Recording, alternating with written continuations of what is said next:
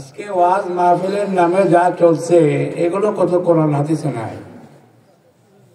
কোরআন হাদিসে তো আসছে যত মানুষ উপস্থিত হবে দিলের দরদ নিয়ে, তার অন্তরে কথাগুলো দাঁত কাটবে, চোখে পানি বাইর হবে। যদি অন্তরে কথা পৌঁছতে না পারে সেই কথা তো কোরআন হাদিসের কথা হইতে পারে না।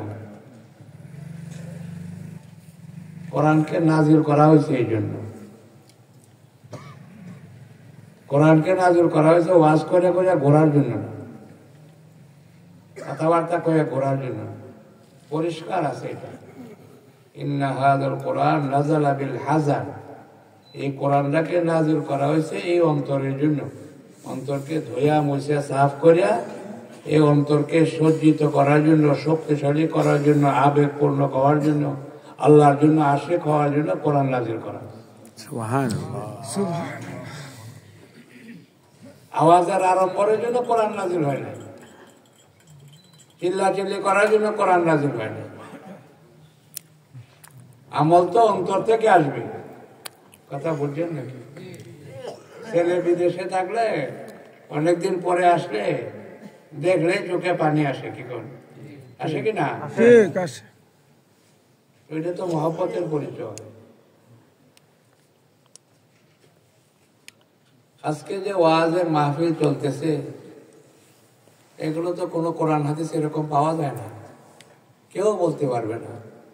আল্লাহ যতটুকু আমরা টুকটাক কিছু কোরআন হাদিসের কথা দেখার বোঝার তৌফিক দিয়েছে, কোরআনে এটাই আসছে, হাদিসে এটাই আসছে। 7 পারার মধ্যে আয়াত আছে কোরআন শরীফ, আল্লাহ বলছে তারা যখন কোরআন শুনতো সবাই কাঁদতে কাঁদতে পেরেশান হয়ে যেত। নবীর উপরে যখন কোরআন নাজিল হয়েছে যারা শ্রোতারা ছিল সবাই কাঁদতে কাঁদতে পেরেশান হয়েছে, তাদের দিলে দাগ কাটছে, তাদের মহব্বতে চোখে পানি আসছে। কোরআনে বলছে, অন্য জায়গায় বলতেছেন একজন কোরআনকে হাতে নিয়ে 3 বার বেহুশ হয়ে পড়ে গেছে।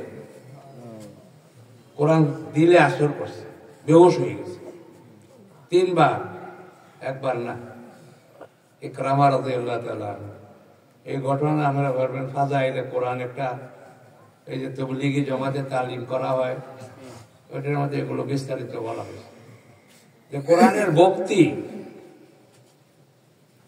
কোরআনের নামে জোরে সোরে নারায়ে তাকবীর বলা, আল্লাহু আকবার বলা, এটার কথা বলা হয়েছে না, দিলের থেকে। যদি কেউ খুশিতে বলে আলহামদুলিল্লাহ ভালো নাই, ভালো আছে, কিন্তু এটাই যদি সীমিত করে তাহলে কোরআনের হক আদায় হবে না, কানতে হবে। কান্দাটার হুকুম করছে আল্লাহ। কথা বলতে বোঝেন না? কোরআন পড়লে যে কানতে হবে এটা যে আল্লাহর হুকুম, কেউ হয়তো এর আগে আর শুনেন নাই কোনো। কথা বোঝেন নাকি? আল্লাহ তো কোরআনে হুকুম করছে, এটা আমার কালাম, এটার দাম আছে, এটা দুনিয়ার গল্প গুজারি না, দুনিয়ার আড়ম্বর না, এটা দিলের থেকে শুনতে হবে। বাপু কোরআনে হুকুম করছে, আর কোরআনে আসছে সবাই কোরআন কথা শুনলে কানতে কানতে পেরেশান হয়ে, দিল কাঁপতে থাকতো, ওয়াজিলাতিল কুলুব, কম্পন শুরু হয়ে গেছে দিলের ভিতরে। এটা দিলের জন্য না দিয়েছে, কানের জন্য না। কানে সুন্দর লাগবো, কানে তো সুন্দর লাগে গান শুনলে। কোরআন তো দিলের জন্য না দিয়েছে। সৌন্দর্য আছে কোরআন শুনে বহুত মুসলমান হয়ে যায়, কিন্তু দিলে দাগ কাটে। যারা দিলে পৌঁছবে না এটা ওয়াজ হইতে পারে না। আগে তো সবাই ওয়াজ করতো না, এখন বই পড়ে ওয়াজ করে, কিতাব পড়ে ওয়াজ করে, আরবিতে তর্জমা করে। তর্জমা করার নাম পড়া না। আল্লাহ এটার কথা কোরআনে বলেন না, যে আয়াত পড়ছি এটার মধ্যে বলা হয়েছে তোমরা বাইরে যাও, কোরআনকে বুঝিয়া শুনিয়া পড়িয়া দিলে লাগাও, লিয়াতাফাক্কাহু কইছে। আর বোঝার লক্ষণ কি? বোঝার লক্ষণ হলো কাজটা ঠিক মতো করা, ছোট বলা মানে আমরা কই যে বুঝে না দেখে গোলমাল করি, যখন বুঝবো তো ঠিক হয়ে যাবো। কে কোন কোন কিনা এটা তো বুঝের লক্ষণ যে কাজটা ঠিক মতো করলে হ্যাঁ বুঝছে, ডাক্তারের কথাটা ঠিক মতো শুনছে, কাজে ওষুধগুলো ঠিক মতো খাইছে। বুঝলেন কিনা? এটা খালি খালি কানে শুনলে কেন? আজকাল তো ওয়াজ মাহফিলের নামে যে আজাব শুরু হয়েছে দেশ, ফলাফলটা তো আমরা দেখি। প্রত্যেক রাত্রে ওয়াজ হয় বাংলাদেশে, এক বছরে কত লক্ষ লক্ষ ওয়াজ মাহফিল হয়। এক একটা ওয়াজ মাহফিল থেকে 5 জন 10 জন লোক যদি নামাজি হইতো, বাংলাদেশে তো বেনামাজি পাওয়া গেল না। কি করলাম তারা? ওয়াজ করে কেন? ওয়াজ যায় কোথায়? ওয়াজের উদ্দেশ্য কি? ওয়াজ শুনলে যদি কিছু ফলাফলই না হয়, 7-8 ঘন্টা ওয়াজ করা হয়। ইন্না লিল্লাহি ওয়া ইন্না ইলাইহি। একটা মানুষের শোনার কতক্ষণ ধৈর্য থাকে?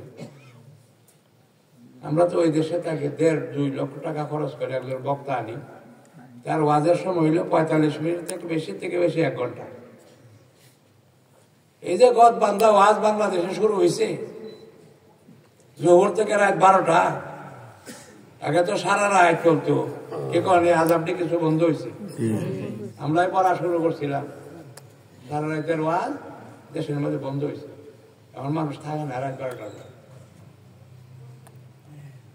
এই যে ওয়াজের নামে কুপ্রথা, কি দরকার 7-8 ঘন্টা ওয়াজ করার জন্য? একটা মানুষ শোনার ধৈর্য কতক্ষণ থাকে?